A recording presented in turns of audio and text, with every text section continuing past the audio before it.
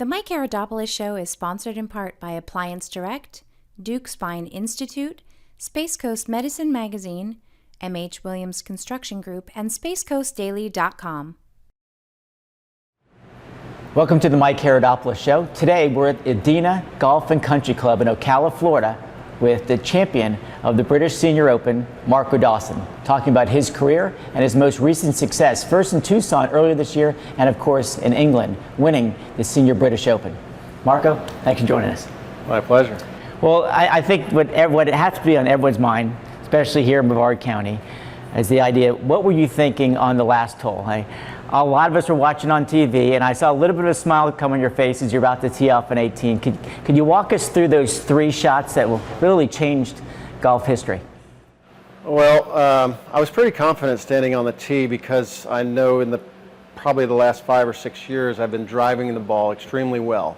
So I was pretty confident I was going to hit a good tee shot. And I reflected back on the tee shot that I had to hit in Tucson off the last hole there, which was probably one of the most difficult shots, whether you're in a lead or not. And I had been driving the ball well most of that day on Sunday at Sunningdale. So that wasn't too bad. Then the next shot was the shot from the fairway was a good number. Well, when a lot of people, what does that mean for a good number? What's a good number is where I don't have to hit it hard or I don't have to hit it. It's just a stock, what we call a stock shot on the range, where you just make the swing and it goes a certain distance. So it was pretty good number for a 9-iron for me, because I knew I wasn't going to go over the green, and that's where you don't want to make your mistake, is go long on that hole, because the pin was already to the back of the green. Well, let me ask you with that idea when you're playing there, you got to hit first. You and Longer are about the same spot. Is it an advantage to hit first in your mind, or is it an advantage to go after you so you can react to the other player? I personally like to hit last or second, only because then you know exactly what you're facing. You know, if a guy hits a ball in the water, then you know you don't have to be nearly as aggressive. If the guy hits it a foot, then you know you got to do the same. So being that I was first, it really didn't matter at that time. I knew where I wanted to hit it. So it was middle of the green. See, he was in the position where he had to make birdie. I didn't have to. But I hit the shot the way I wanted to, right towards the middle of the green. It was about 22 feet. And then he hit a good shot. Yeah. So you're walking up to the green. You realize that Longer has got a shot to maybe make that birdie. You've got a little longer putt. Were you thinking lag here? Were you thinking I'm going to go for it? What was, again, as you looked at the putt, why did you make that decision? You know, I've always told myself, well, not always, but in the last so many years I started putting well, is that, you know, hit the putt the way you see it as far as the speed. You know, the read, you can't always get it right, perfect, but I knew it was going to be just outside the left edge of the hole. And I thought, you know, when I get a little nervous, I tend to hit a little short. And I think most guys are the same way. So, but at the same time, I didn't want to blast it by. So the last thing I said to myself was, just hit it the way you think it looks. And I said to myself, okay, well, this is just slightly uphill, you know. And when I say those things to myself when I'm standing over the putter, it just seems to automatically kick in that I'll either hit it a little harder or a little easier, depending if I'm going uphill or downhill. And as soon as I hit that putt, it got about halfway. I knew the speed was going to be good. And I saw it tracking towards the hole, and I thought, oh my gosh, this is going to go in. And just started walking it right in there, and it went in, and I couldn't believe, I just looked around, I couldn't believe it. It was just, did this really just happen? And sure enough, and I walked over to the caddy, I said, can you believe that just happened? And he had that deer in the headlights look, that he was the caddy, he couldn't believe his player won. And I said, doesn't matter what he does anymore. I had total control. I made that putt, and it doesn't matter if he makes his or not. Tournament's over. I know in my house, the house exploded when you made that putt. And it was just, you know, we always grew up, whether it be in golf, making the winning putt, you know, football, catching the touchdown for the win. Did you even cycle back to, you know, thinking through, when I'm practicing, I'm thinking about making the putt to win the Open?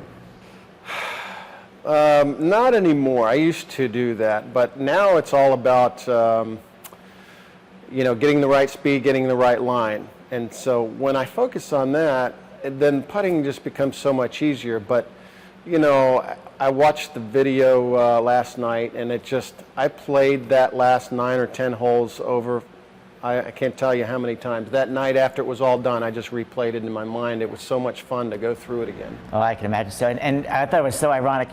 We're watching this, and you're playing Bernard Langer and Colin Montgomery, and literally behind the green it says the legends, and you're playing these guys on the last hole. In fact, I guess you played the last 54 holes with Langer and Montgomery. What was it like to play with? I mean, Langer's won the Masters twice. I mean, what was it like playing with him first? They're both great players. They're both Hall of Famers. I don't think the script could have been any better. You have two Hall of Famers. They're both number 1 and number 2 on the money list. So, and they're European. So they were, they were the front runners. They were the favorites. And, to come from behind and beat both of those players, you could get caught up in watching both of them play. And not that I got caught up, but I played with them for 2 days and watching the shots. Colin Montgomery played really well. He didn't make the putts, but he played well. And Bernard, when he got in trouble, he got out of trouble. And that's what great players do. They all hit good shots, they all hit great shots, and sometimes they hit bad shots. But these guys, what they do when they hit poor shots is they recover. Yeah. They recover better than most. That's what makes them great players. They've got strong minds. But to beat them on, so to speak, their own turf was great. Well, and it looked like that just from being an outsider, you start the final round tied. And after almost to the end of that first 9, you fall a few shots behind. Was it the eagle, the first eagle, that really got you going again? What did you really feel like the tournament could be yours? After the par 3 shot, after the eagle, that 15th hole, the par 3 it's not an easy hole. You have to hit a good shot, and I did. I hit a really good shot, and I thought if I can get by that, now the last 3 holes are downwind, which usually play a little bit easier. You don't have to hit driver on those holes. So I thought if I hit a good shot here on this par 3, I'm going to have a real good shot on the last 3 holes. Well, that was great. I mean, we talk about remarkable final rounds. People think of Tiger Woods. They think about so many different players, but 2 eagles in the final round. I mean, it was almost storybook. And to their credit, it was nice to have your friend, Curtis Strange, announcing. Why don't you talk about your relationship with Curtis and how that was such a memorable time, and the fact that he announced your first major victory? Yeah, I remember the first time I met him I was playing a practice round by myself, and he was playing quickly, and I guess he wanted to get done. Well, he caught up to me, and we played the last 7 or 8 holes together. And after about 3 or 4 holes, he says, "Have you won out here?" And I said, "No, I haven't." He says, "Why haven't you won out here?" I was hitting the ball really well that day. I said, "Well, I can't put my finger on it, but I struggle with putting sometimes, my driving." He says, "Well, looks to me like you got a solid game." And so, then we started talking fishing, and he loves to fish, and we've gone down to the Everglades together and fished some down there, and so that's kind of how we got hooked up. Well, and I thought it was interesting, the interview after you won, that you talked about how your game has changed in the last couple of years. He said, I think you used the word go. You said, "I'm going to go for it now." What changed in your mind where you maybe, like you said, you hadn't won on the PGA Tour and something really clicked? What really changed in your game that really brought this success? I think scoring obviously comes from the short game and the putting. And when you're not putting, you tend to press. By trying to hit the drive a little farther, trying to hit the irons a little bit closer.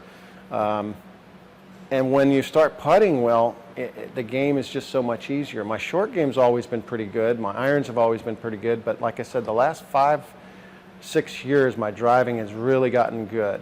I'm really confident with the driver. So you're always in play when you hit the driver and the fairway. You're always on offense. So when you hit the ball in the rough, now you're playing defense. You're trying to get it on the green. If you can't get it on the green, you're trying to chip it up close. But when you're in the fairway, you've got all kinds of options. You're going to make you're going to make a lot of birdies, especially if you're putting. So with the putter, I started putting well a couple years ago, and you know, the game's a lot easier when you're driving the ball in the fairway and you're making putts. Sure, sure. Well, and that idea, you've been on the Champions Tour for now 2 years, but last year a lot of people don't realize that you weren't automatically in these tournaments. There's a thing called the Monday qualifier. To the people who don't follow the tour as closely, what's a Monday qualifier and how do you get into these tournaments? So the Monday qualifying is for those players who are not exempt. There's two ways to be exempt. You either finish in the top 30 on the money list the previous year, or you're in what they call all-time money list, which means that you're in the top 70 on the all-time career money list. And I didn't fit in either one of those categories. So I had to do the Monday qualifying, which there are 5 to 7 spots every week for the tournaments. And how many players are usually in those Monday qualifiers? There are about 30 to 40, mostly every week. And you know, I only had to do it 7 times last year, and I was 4 for 7. And you know, most of the weeks I finished pretty good. I think I had 8 or 10 top 10s, and top 10s in the tournament get you in the next week without having to qualify. So you know, there were 5 or 6 events there that I qualified through the top 10, and a couple of the majors I finished top 10. So I ended up playing, I think, 18 to 20 events last year. Well, clearly it's working with the success you've had this year and still much of the season to go. I think we're pretty excited about it. So when we come back, we're going to be talking about not just golf, but family life with Marco Dawson, talking about the challenges he faces with 2 young kids at home and, of course, a beautiful wife. And we'll get back with you after this break.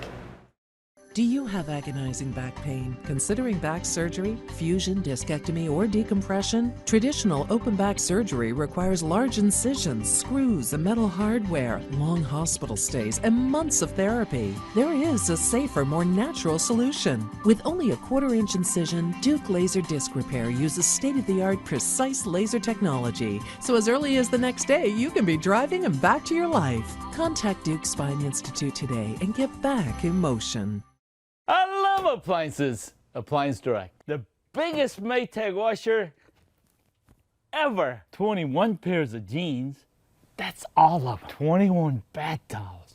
That's all of them. It's huge. And the dryer is certified to sanitize children's toys. Appliance Direct. Over $200 below what wacky new retailers can advertise. The Maytag 980 with a power wash. Appliance Direct. Thank you.